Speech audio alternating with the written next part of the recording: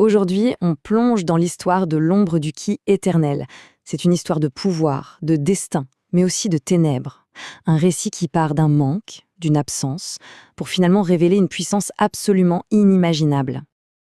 Alors, pour bien comprendre, il faut poser le décor. Imaginez un monde où tout, absolument tout, votre statut, votre valeur est défini à la naissance par une sorte d'énergie visible. Le pouvoir, ce n'est pas un but, c'est votre identité. Sauf que voilà, au milieu de ce système bien huilé, il y a un grain de sable. Une anomalie qui va tout remettre en cause. C'est notre protagoniste. Et son histoire à lui, elle ne commence pas par ce qu'il a, mais justement, par ce qui lui manque. On commence donc avec la première partie, le garçon sans aura. C'est ici qu'on va découvrir pourquoi notre héros est un paria et pourquoi son existence même est un problème.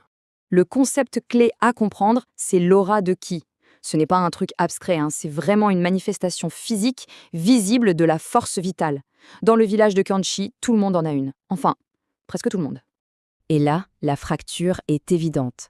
D'un côté, vous avez la norme, tout le monde. De l'autre, vous avez Aren.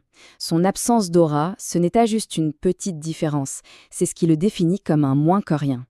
On le surnomme le vide, je crois que ça dit tout. Mais attention, Aren ne se laisse pas abattre. Et c'est ça qui est fascinant. Il est rejeté, oui, mais en secret, il y a cette rage, cette détermination.